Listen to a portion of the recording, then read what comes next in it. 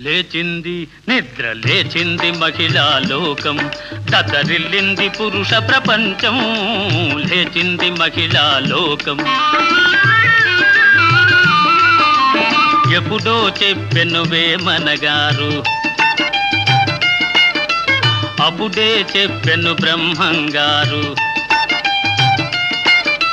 ఎప్పుడో చెప్పెను వేమనగారు, అప్పుడే చెప్పెను బ్రహ్మంగారు. ఇప్పుడే చెబుతాయిను కోబులమా,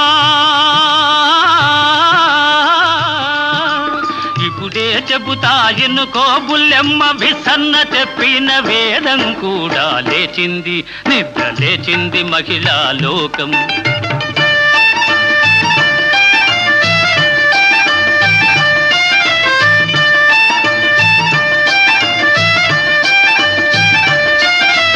పల్లెటూళ్ళలో